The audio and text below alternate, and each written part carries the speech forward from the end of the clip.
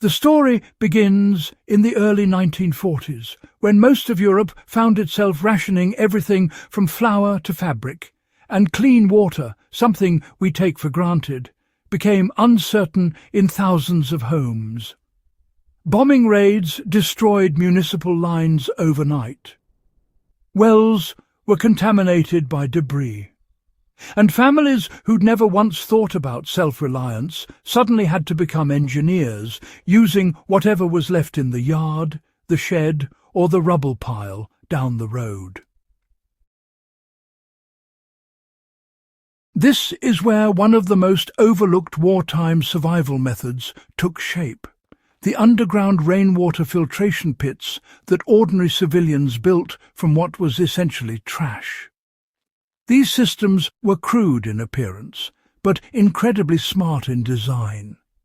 They used natural filtration principles combined with scavenged materials, and some of them kept families supplied with relatively clean water for months at a time.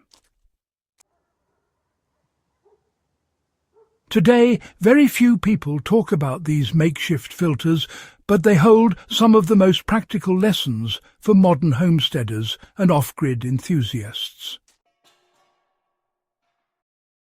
How civilians turn broken materials into a functioning water system. During the height of the war, households were forced to store rainwater wherever they could.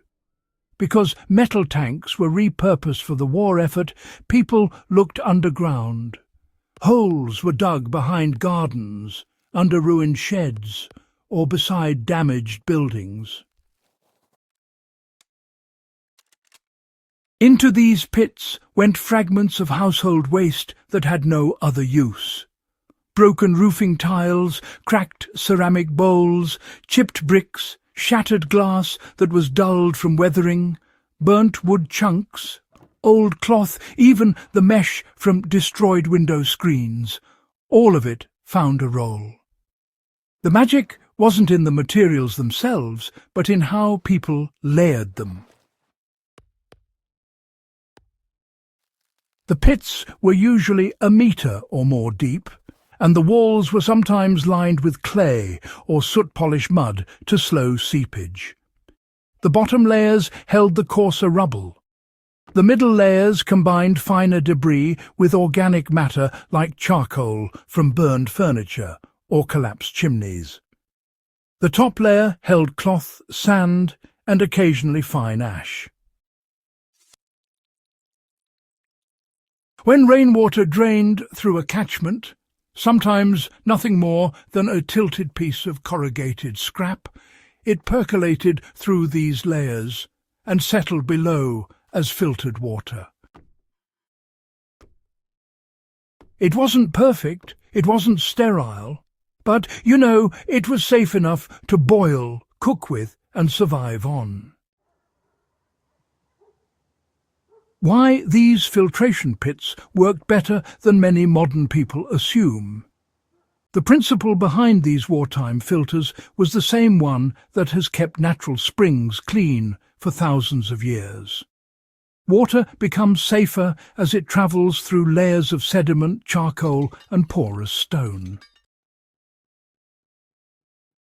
The makeshift systems of World War II recreated this process underground and protected it from contamination above ground.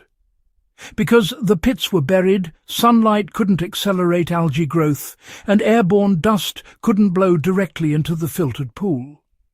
The charcoal layers, even when sourced from burned household items instead of carefully prepared biochar, played a crucial role by absorbing impurities and improving the smell and taste of the water. One of the biggest advantages of the underground setup was cooling. Water stayed several degrees colder than it would in surface storage, which, really slowed the growth of bacteria. Families quickly learned that as long as the pit remained covered and water was drawn without disturbing the filtering layers, the system could function for weeks before needing any maintenance. Quite a few accounts mention households using 2 pits in rotation, giving one time to dry out and, well, reset while the other was active. So, how can the same principles be applied today with modern materials? For the modern homesteader, this historical method actually holds immense value. The key lesson here is that an effective filter doesn't require specialized parts. Instead, it's all about layering, containment and protection from sunlight. A contemporary version can be built using clay soil, sand, fine gravel and charcoal, all affordable and honestly often already available in rural or suburban settings. To replicate the World War II method in a controlled and hygienic way, you can dig a pit roughly the size of a small compost heap. Pack the walls with clay-rich soil to create a natural liner. Then lay down a thick base of gravel or broken stone. Add a middle layer of crushed charcoal. Cover this with sand and finally a fine cloth or natural fibre fabric. Place a simple catchment system above it, for example a roof gutter routed through a screen to catch leaves, and let the water settle through the pit. After the water collects at the bottom, allow it to rest for several hours before drawing it. As with the wartime method, always boil or otherwise disinfect the final water before drinking, but the filtration drastically reduces sediment and improves clarity. For someone running a small farm, this technique can serve as an emergency backup for livestock or garden irrigation. For someone living off-grid, it provides a fallback if a pump or purification device fails. And for someone simply interested in historical resilience, building a small version of this filtration pit can be, well, a valuable hands-on exercise that reconnects modern life with the survival ingenuity of the past.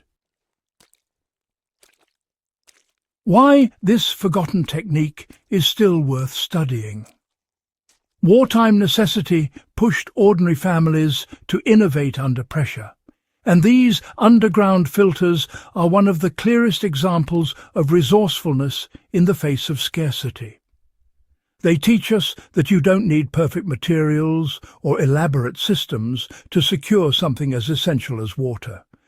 You need understanding, layering, patience, and the willingness to adapt whatever is at hand. In a world where supply chains feel increasingly fragile and extreme weather strains municipal systems, this old knowledge carries more relevance than ever.